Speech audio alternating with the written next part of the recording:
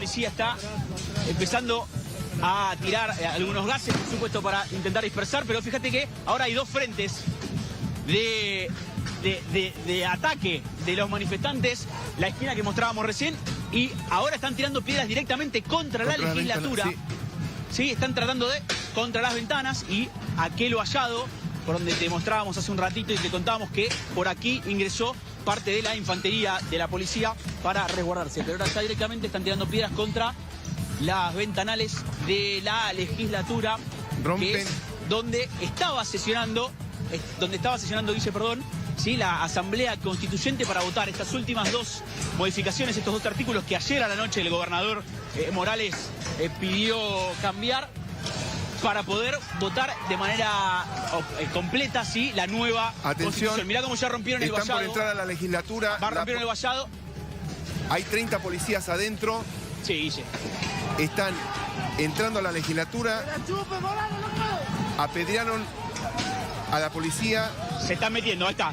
Entraron y siguen tirando piedras. Se metieron a la legislatura, rompieron las rejas y están tirando piedras desde ya las escalinatas de la legislatura. Le están tirando piedras a la policía. Ahí corren el portón, abren el portón directamente. Y esto, si antes era un descontrol, Guille, a esta hora están rompiendo todo. Mucho peor. Hay 30 policías en la legislatura. Un ala de la infantería protege dos accesos más porque están rodeando. Mirá los vidrios, mirá cómo tiran, mirá los vidrios.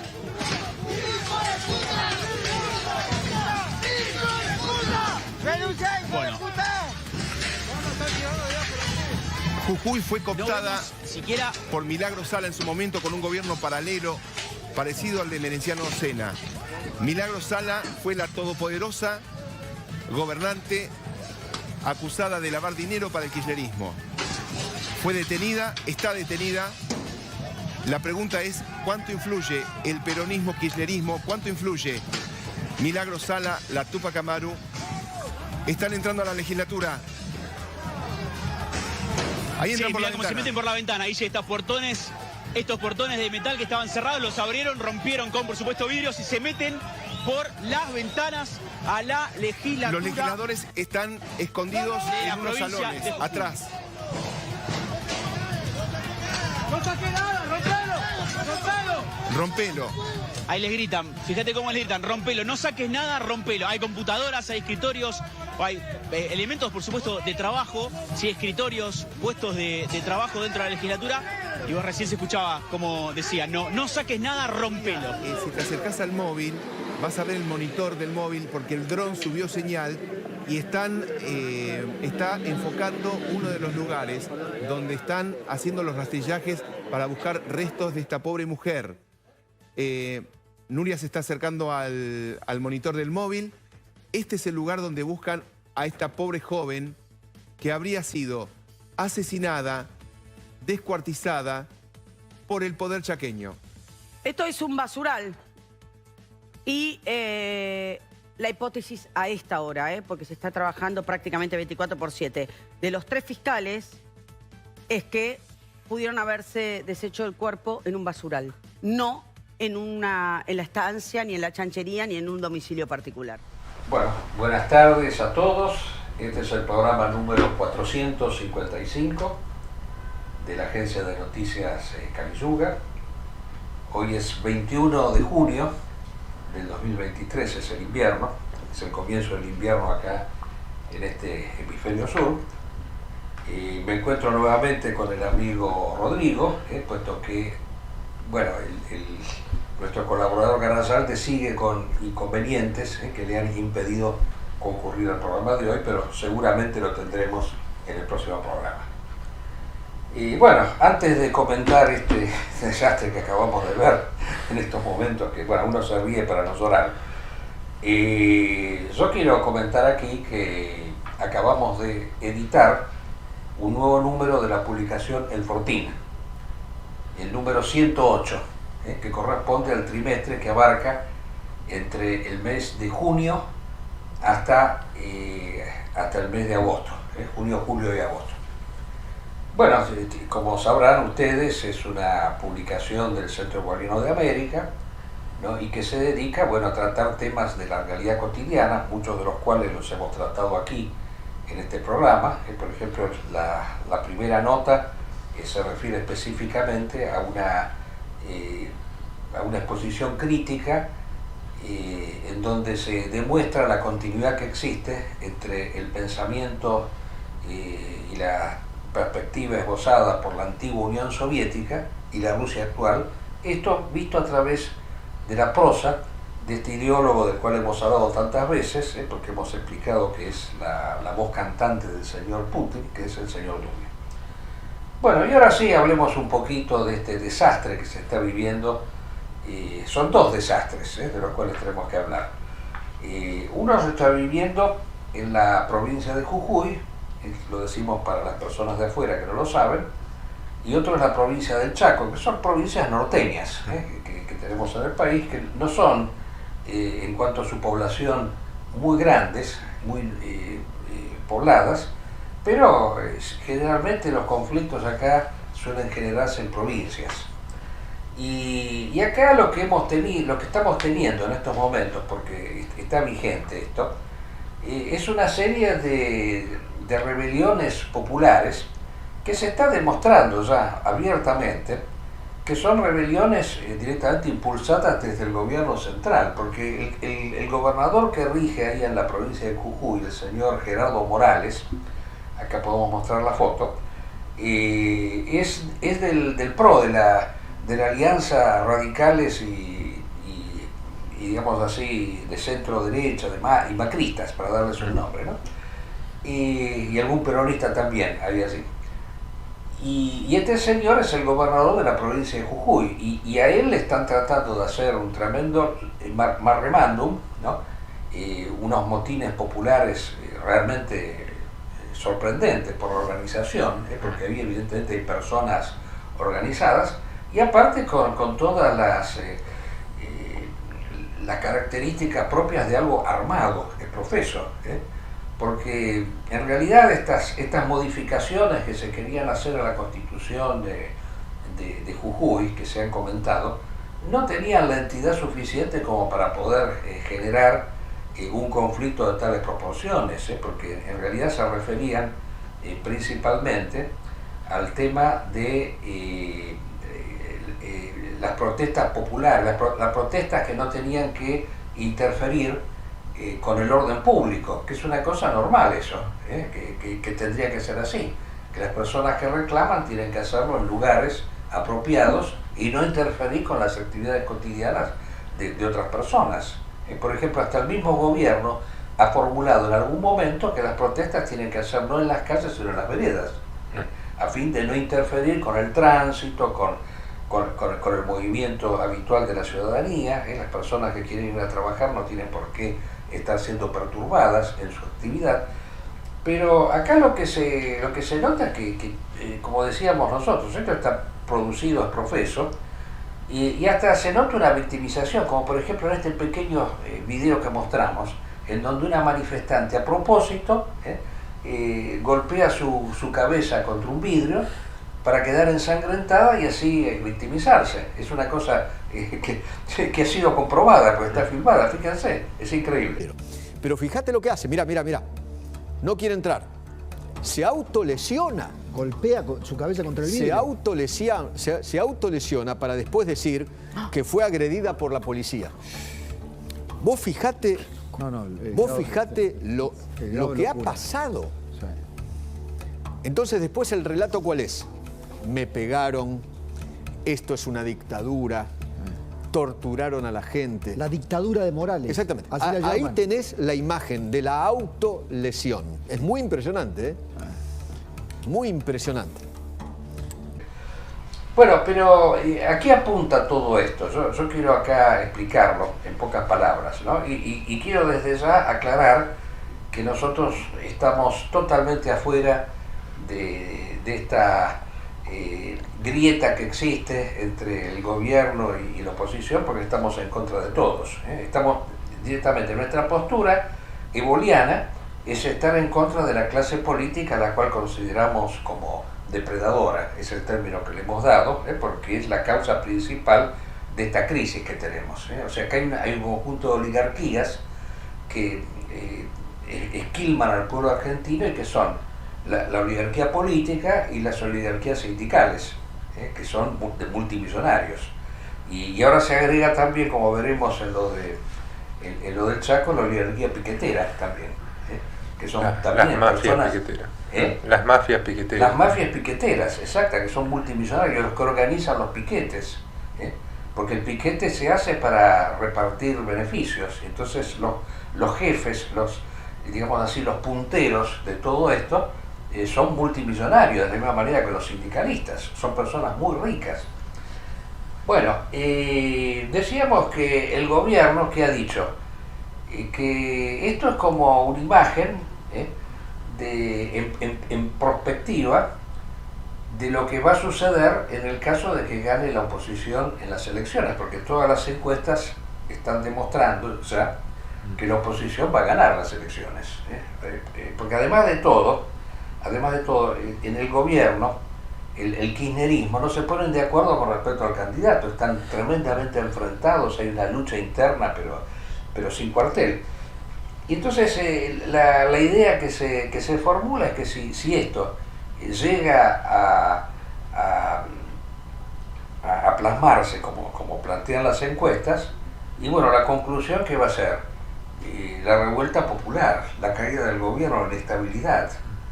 Y hasta nos recuerdan que este señor Morales había sido funcionario del gobierno de la Rúa en el momento en el cual se dio ese famoso motín de diciembre del 2001, que se hizo hace poco una miniserie que es interesante. Los que no vivieron esa época por lo menos pueden ver algunos detalles que son muy significativos. ¿Cuál es la miniserie? La miniserie de diciembre de 2001 se llama. Ah, se llama así.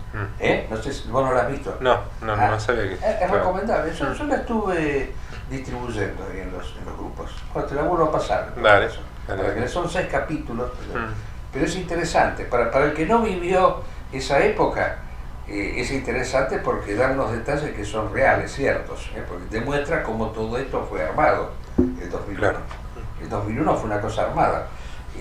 El país había quedado, digamos así, embretado con la famosa convertibilidad de Cavallo, que venía todavía del gobierno peronista anterior de Menem, el famoso 1 a 1, la famosa dolarización que nos propone este otro personaje, Milei, del cual vamos a decir 2 o 3 cositas después, se había implementado con Cavallo, y que era el ministro de Menem, y que había sido puesto nuevamente como ministro por De la Rúa. Y para hacer caer ese gobierno y que el peronismo recuperara el poder, además de estos motines que se hicieron que se hacen actualmente y se hicieron en esa época también, todos movilizados especialmente por el peronismo, especialmente por Duarte en ese entonces, el Fondo Monetario Internacional les cortó el grifo a la República Argentina. No le proveyó de dólares, porque no se podían emitir pesos si no había dólares. Entonces eso hizo crepitar la economía. Fue el famoso corralito que cerraban los bancos, porque empezó a correr la versión de que no iban a devolver los dólares. Entonces la gente fue corriendo a los bancos, y como se iba a derrumbar el sistema bancario, que pusieron el famoso corralito, que uno no podía retirar todo el dinero. Un desastre fue eso, pero un desastre armado profeso. Entonces acá nos retrotraen al 2001 y nos dice, bueno, si gana esta fuerza, en donde están los mismos que habían estado antes en el 2001, como el señor Morales, y bueno, la consecuencia va a ser nuevamente el caos. Pero a su vez los otros tienen otra perlita de donde agarrarse, ¿no? ¿Qué es lo que está pasando en el Chaco, que es la otra provincia, ¿no? En el Chaco, como hemos comentado al comienzo del programa, hay un famoso delito cometido por una de estas familias de piqueteros, que son los que están detrás del poder del gobernador. Ahí en el Chaco gobierna un peronista, Capitanich. Ahí podemos mostrar la foto también. Hace varios años ya. Hace varios años una dinastía, pero además de todo los peronistas tienen dinastías, los que gobiernan desde hace 20 años. ¿Y cómo se mantienen? A través del reparto de limosnas, de cargos públicos, de planes sociales, en fin. Es una cosa vergonzosa. O sea, los cánceres que tiene la Argentina han sido producidos por el peronismo principalmente y por la fuerza opositora que compite con ellos, en última instancia, no es muy diferente. Y llegan y alcanzan el poder gracias a estos repartos que realizan. Así que, y bueno, y acá lo que ha pasado es que ha habido un delito de una joven que parece que era la novia del hijo de uno de estos jefes piqueteros, este señor Sena.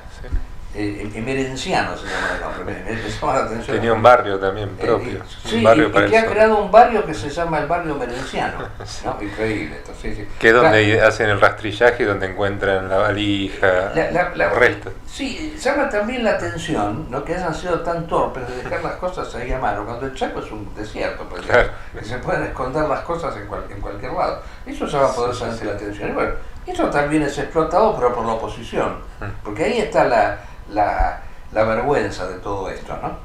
Que se utilizan los problemas que existen para explotarlos políticamente, especialmente en épocas electorales. Como estamos en épocas electorales, todas estas cosas se explotan. ¿Quién sabe cuántos de estos desaguisados han existido antes? Pero como ahora hay elecciones, entonces salen todos a relucir. Y bueno, es una cosa que día a día aparecen más perlitas, ¿no? Así que, y yo quiero hacer una leve reflexión con respecto a todo esto. Bueno, hemos tenido en todos estos últimos fines de semana elecciones en distintos lados, ¿no? Hemos tenido elecciones en el Chaco, casualmente ha habido una elección. Esto nos faltó decir que sirvió para que el señor Capitanich perdiera la elección. Claro. Por primera vez. Por primera vez en 20 años. El peronismo pierde la elección en el Chaco. No, 40 años, porque la democracia está desde hace 40 años. Decíamos que la novedad de todo esto, yo creo que este es el hecho fundamental, es que ha habido una abstención descomunal en todas estas elecciones. En esta misma del Chaco, ya se batieron todos los récords, 43% de abstención. Y si a esto se le suma el voto en blanco y los anulados, bueno, ya la mitad de la población está absolutamente en contra. Y otros votan por miedo también. Claro. Otros votan por miedo, perder el empleo, ¿cómo se llama? El voto es obligatorio, recordemos también ese detalle, que si uno no vota, a lo mejor no le dan el pasaporte para viajar, no le pagan en términos la jubilación, en fin, hay toda una serie de inconvenientes para la persona que no vota. El voto es obligatorio. Se suele pagar una multa también, que muchas veces no la cobran. Claro. Acá tuvieran que cobrar una multa, ya sería para... con eso pagan la deuda externa, no con las multas que cobran. Bueno, este para mí es el fenómeno interesante de todo esto, ¿no? Es ver el repudio espontáneo de la comunidad hacia la democracia, que es un sistema perverso que se ha instituido a partir de la derrota que tuvimos en Malvinas. La derrota que tuvimos en Malvinas tuvo como secuela principal la instauración, no la pérdida de las islas, porque las islas eran en última instancia un territorio, no era lo fundamental. Lo fundamental fue haberlos impuesto a la democracia, eso es lo que vino después. Y esto viene al caso porque yo quiero hacer un pequeño recordatorio acá, que las revoluciones militares que se hicieron en la Argentina muchas veces tuvieron como trasfondo el tema de suplantar la democracia. ¿Por qué se hicieron esas revoluciones? Se hicieron porque era una necesidad que se planteaba en la comunidad ante el fracaso de la democracia. Hubo varias revoluciones. Y yo quiero recordar acá una de ellas, que fue la revolución del 66, la que hizo Onganía y que trajo terminó mal y trajo el primer experimento democrático con el retorno de Perón en el 73, del cual se cumplió casualmente el otro día se cumplió un aniversario del retorno de Perón a la Argentina, que fueron 50 años que Perón regresó a la Argentina, que fue una época pero literalmente dramática, ¿no?, desde todo punto de vista. Pero ahí lo que se había planteado, la revolución de Onganía había planteado en su momento implantar un sistema distinto de la democracia partidista que tenemos. Pero el error, a mi entender, fue que el corporativismo que se planteó allí, o sea, lo que se planteaba era una experiencia corporativa, sustituir la representación de los partidos políticos por la representación del orden social, a través de las familias, los sindicatos, la iglesia. Pero el tema principal pasó que yo creo que ahí se cometió un error muy grande, que fue darle un poder impresionante a los sindicatos y convertirlos en verdaderas y propias oligarquías. Recordemos que fue Onganía el que instituyó la obligatoriedad de que las obras sociales fueran de los sindicatos, y por lo tanto el aporte obligatorio tanto de la patronal como del obrero al sindicato. Y esto, si durante tantos años obreros y patrones aportan un 3% a los sindicatos, la ley 18.188 establece un 2% de la patronal y un 1% del trabajador obligatorio. Imagínense el 3% pagado durante 60 años, las oligarquías que produce. Y estos son grandes poderes que se han establecido en el país, ¿no? Lamentablemente no fue el corporativismo adecuado, es aquel en donde la representación social está dada por las empresas, no por los sindicatos. Hay que hacer desaparecer esas grandes instituciones que interfieren con una verdadera participación popular.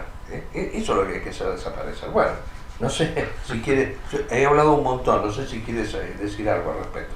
Creo que simbólicamente estos sindicatos son los que dominan el país, a fin de cuentas. El sindicato de camiones tiene la posibilidad de que el país directamente no funcione. O sea, fíjate el poder que tiene los movimientos populares en este país, o sea, mucho más grande que... Exacto, y eso no se justifica. Yo también estoy en contra del derecho de huelga establecido por la Constitución. Me parece un disparate eso. Porque, ¿por qué razón hay que hacer huelgas? Si el Estado es justo, el Estado tiene que laudar y establecer el salario justo y el precio justo. Tiene que intervenir el Estado tanto en la economía como en las relaciones entre las empresas y los trabajadores. Si hay un conflicto entre una empresa y sus trabajadores, es el Estado el que tiene que intervenir a través del Ministerio de Trabajo, laudando cuál es el salario justo, de acuerdo a las ganancias o las pérdidas que pueda tener la empresa. Aceptar el derecho de huelga es como suponer que a los jueces hay que estar presionándolos para que dicten sus sentencias. Se supone que el Estado es el representante de la justicia y está por encima de las clases sociales. Si no, caemos en la postura marxista de que el Estado representa una clase. Representa a la burguesía, entonces por lo tanto siempre va a favorecer a la burguesía y hay que estar presionándolo a través de la huelga. Eso es un disparate. Eso es lo que tiene que suprimirse. Tiene que suprimirse el derecho de huelga. Una vez que se suprima el derecho de huelga y otras medidas de fuerza, como estos piquetes y todo demás, yo creo que este país se endereza solo. Por supuesto con un Estado serio, compuesto por personas justas que están por encima del mundo del dinero. Es lógico, si es un Estado representado por la burguesía, va a ser un Estado que va a perjudicar a la clase trabajadora. Pero si el Estado no es representante de ninguna clase social, sino que es un grupo de personas dedicadas a la función pública como una vocación que imparte la justicia, el derecho de huelga no tendría que existir. Es una aberración el derecho de huelga. En fin. Algo que quería agregar es que me enteré por una persona cercana que están repartiendo panfletos, en este caso en el sector administrativo, en este caso el de salud, que son panfletos que llaman a hacer un paro mañana en repudio a lo que está pasando en Jujuy. No, si ya ahora lo están haciendo. ¿Ya lo están haciendo? Hay manifestaciones en la plaza, en el obelisco y todo demás, en apoyo a lo que está pasando en Jujuy. Claro. La mayoría de la gente ni sabe. Y en contra de la represión policial que están diciendo que no se ve casi. Pero primero que están buscando un muerto, porque si hay un muerto, entonces ya hay una víctima, como siempre. La que se da la cabeza contra él. Exacto, siempre ha sido así esto, siempre ha sido así. Sí, sí, sí. Bueno, y por último, estamos siempre en la situación argentina. No quería dejar pasar, siempre le dedicamos algo a este señor Milei, pero lo hacemos por una razón muy sencilla, porque es la falsa alternativa. O sea, la verdadera alternativa que hay es la abstención o el voto en blanco. Este sujeto es más de lo mismo, peor todavía. Fíjense lo que acaba de decir su candidato a intendente en la ciudad de Buenos Aires, un tal Marra. Son un liberalismo que está en contra de la libertad de las personas a tener información sexual. Son un liberalismo... ¿Cómo estoy en contra de la información sexual? Vos te manifestaste en contra de la ESI. No. Fomento la pornografía. Sí. ¿Eso te parece que está en contra? ¿Qué a cosa? los chicos les digo, chicos, miren pornografía. O sea, te lo tiro del otro Eso lado. no es educación sexual. No, lo que te quiero decir es, te lo estoy tirando del otro lado. Acepto la realidad. Bueno, es insólito, por más que él después haya dicho que se autocriticaba, que no era exactamente lo que quería decir, bueno... Que lo sacaban de contexto. Que lo sacaron... Yo no sé, no me pueden sacar nunca de contexto si yo dije que está bien la pornografía. O sea, este hombre reivindica la pornografía como medio de iniciación sexual, de educación sexual. Eso es una aberración total. La pornografía es algo que tiene que ser suprimido, combatido, porque es algo que está al servicio de una degeneración de la sexualidad, que es la masturbación. Está al servicio de la masturbación. O sea, es una masturbación incrementada a través de la televisión. ¿Qué otro sentido tiene la pornografía? No tiene ningún otro sentido. No, y además debilita bastante a los hombres en el sentido de su propia virilidad. O sea, está sometido a algo que es irreal directamente. Exacto. Por supuesto perjudica la virilidad, banaliza el sexo. O sea, el sexo tiene que estar vinculado al amor principalmente. Por eso, cuando se hablaba de matrimonio, se entiende, por supuesto, una institución fundada en el amor. El sexo tiene que estar vinculado a eso. No tiene que ser un deporte. Y fíjense que este señor lo pone en contraste con la educación sexual que se está dando. Y yo creo que lo que él dice no está en contra de esta educación sexual que se imparte en las escuelas. No. Al contrario, me parece una ampliación. Porque el tema de la educación sexual es algo aberrante también. Primero porque el error es decir que antes no se impartía educación sexual en las escuelas. Mentira, había una materia que se llamaba enseñanza, educación moral y cívica. La sexualidad entraba dentro de la moralidad. Era una actividad del hombre, pero que tenía que ser regulada. No tenía que ser promovida promiscuamente, fomentando la lujuria entre las personas. O sea, los vicios tienen que ser combatidos y la lujuria es uno de esos. La lujuria es uno de los vicios. Entonces, en esta materia, enseñanza moralísima, se enseñaban las virtudes cardinales. Y se enseñaban los vicios capitales, uno de los cuales era la lujuria. Entonces había que educar a las personas en la moral, y dentro de la moral había que explicar la sexualidad. En cambio, esta materia, educación sexual, que se ha hecho una materia especial para eso, pareciera ser que, no sé, dentro de poco también se tendría que poner una materia para enseñar a cómo se come en la mesa, ¿no? En fin. Sí. Exacto. Y cómo hacer buenos negocios, en fin. Si vamos a entrar en esos detalles, se tendría que hacer también eso. Y enseñar, por ejemplo, a cómo se pone el preservativo. Otro disparate, pero absoluto. Enseñarle a los niños a reconocer la propia sexualidad, siendo la homosexualidad una de las tantas formas de la sexualidad. O sea, enseñarle a gozar a los chicos, pero es un disparate absoluto, total. Entonces, la pornografía entra dentro de ese contexto, entra exactamente en ese contexto.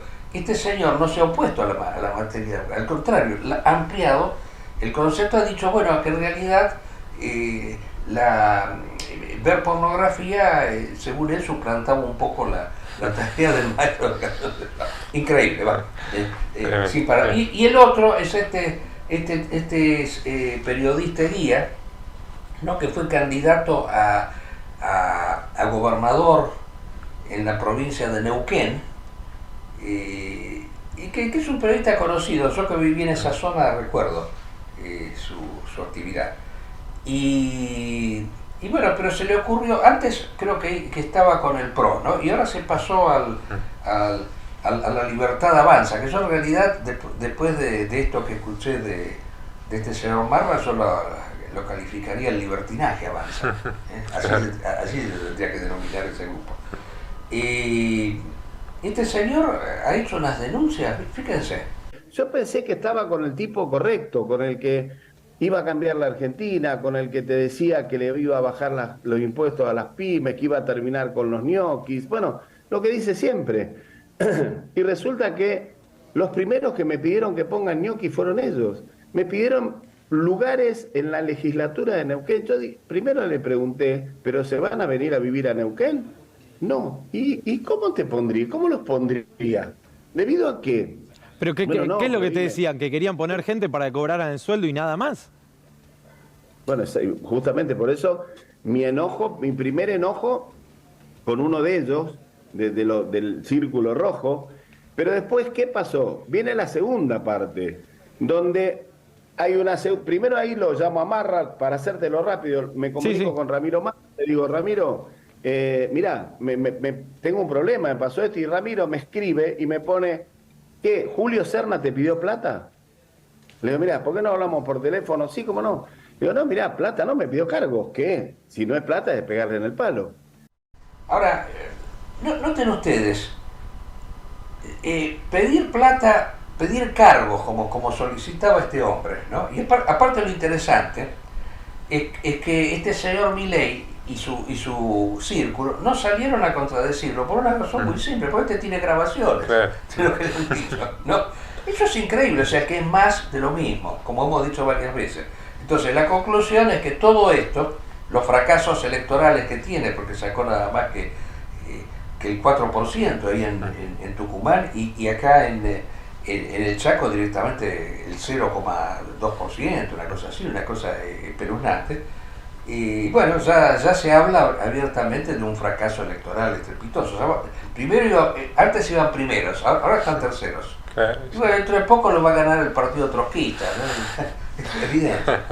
Bueno, no vale la pena dedicarle más espacio a este hombre. Yo quiero, la última parte del programa, dedicarla, como siempre, al tema de la guerra de Ucrania, que, bueno, sabemos que la situación sigue siendo tensa. En el programa anterior habíamos hablado de la destrucción de esta represa que había producido unas tremendas inundaciones, pero ahora el señor Putin ha salido a la palestra prácticamente amenazando con utilizar la bomba atómica, las armas nucleares, ¿no? Ahora, muchos dicen que perro que ladra no muerde, existe ese viejo dicho, pero yo no sé hasta qué punto esta persona, al encontrarse en una situación dramática y casi peligrando su estabilidad en el poder, porque inclusive hay conflictos internos en Rusia. El señor Prigozhin, este famoso mercenario Wagner, ¿no? Que algún día voy a tener que averiguar por qué llamó Wagner a su brigada, ¿no? Es raro, ¿no? Es raro todo eso, sí, porque ¿qué tiene que ver el músico con la brigada? En fin, es gracioso porque... Encima él es chef. Un chef que le pone Wagner a su brigada. Exactamente, ¿por qué le ha puesto Wagner? Bueno, algún día se va a saber, va a explicarlo seguramente. Si llega vivo. Sí, alguien en broma creó una brigada contraria que se llama la Brigada Mozart, ¿no? Así que es una brigada, como decíamos, que está compuesta de presidiarios, ¿no? Ahora salió una ley, incluso en Rusia, que establece que los presidiarios pueden, si van a combatir, les computan la pena, ¿no? Ya no lo hace solamente Prigozhin, lo hace el mismo gobierno. Ahora, ¿quiénes son los que quedan excluidos? Porque esto es interesante. Y los que quedan excluidos son los opositores, porque lógico, el opositor, si llega a ir al frente, se escapa después. Claro, lo primero que hace es desertar. Bueno, pero decíamos, este Prigozhin ya habla abiertamente de derrocarlo a Putin, lo ha dicho abiertamente. Así que hay una guerra interna tremenda. ¿Cómo puede ser que este hombre pueda decir esto y al mismo tiempo no se tome el gobierno no tome medidas en su contra. Llama poderosamente la atención. Así que, bueno, yo creo que este señor Putin, respecto del cual yo no tengo ninguna certeza en relación a su estabilidad emocional, por más que él dé siempre la imagen de la persona fría, calculadora, serena, yo no sé, la procesiona por dentro, y capaz que en un acto así de locura extrema llega a utilizar las armas nucleares. Si llegó a destruir unas represas, que eso es muy grave, y aparte el mismo Zelensky ha dicho que peligra la famosa central atómica de Zaporizhzhia por los ataques que están haciendo. Así que en cualquier momento hoy puede haber un desastre parecido al de Chernobyl o de Fukushima, y bueno, esto va a perjudicar a vastos espacios del territorio europeo. Así que yo lo veo preocupante, y espero que Europa no tome esta amenaza de Putin como una medida, digamos así, de acobardamiento, por el cual digan, bueno, es preferible que abandonar Ucrania antes que se destruya Europa, o el mundo entero. Fíjense que si se acepta eso, hoy es Ucrania, mañana puede ser Polonia, y así sucesivamente. Pueden llegar hasta París. Tranquilamente, tiene esa búsqueda de imperialismo. Exacto, nosotros hemos demostrado que el imperialismo ruso no es un imperialismo que se queda, justamente como es un imperialismo, quiere expandirse, quiere llegar a todas partes. Y eso que hemos explicado tantas veces en la nota lo decimos también, eso de que quiere otorgarnos la multipolaridad a los habitantes del planeta, que por eso tenemos que estar con Rusia, porque así vamos a vivir en un mundo multipolar. Eso es un invento como era un invento del comunismo. Muy parecido. Muy parecido. Lo que pasa es que es un invento puesto a merced de la mentalidad actual, en donde ya el comunismo se ha demostrado que es imposible que exista. No puede existir una humanidad sin Estado. Es imposible eso. Es el ideal anárquico que tiene este señor Milei, de una sociedad sin Estado. Es imposible, no puede existir. El hombre necesita ser gobernado. Como decía Platón, hay dos tipos de seres humanos, los que se pueden gobernar a sí mismos, que son unos pocos, y los que necesitan ser gobernados, que es la inmensa mayoría. Entonces, lo que hay que lograr es una sociedad en la cual aquellos que son capaces de gobernarse a sí mismos, gobiernan el resto. Esa tiene que ser la gran meta. Bueno, y la contraofensiva parece que ha empezado. No ha tenido los éxitos que se esperaban, inmediatos, pero lentamente se va avanzando. Ya han conquistado 120 kilómetros cuadrados, es algo, han conquistado 8 localidades, bueno, de a poquito y va avanzando. Así que esperemos que esto prospere y que, bueno, se termine de una vez por todas con esta extensión del comunismo, que es en estos momentos el euroasianismo o el nacionalcomunismo, como se lo quiera llamar. Creo que hubo unos desertores la semana pasada del grupo Wagner, como 30.000, que lo dijo el mismo Prigozhin. No, Prigozhin lo que dijo que murieron 20.000 nada más que en Bakhmut. Mirá.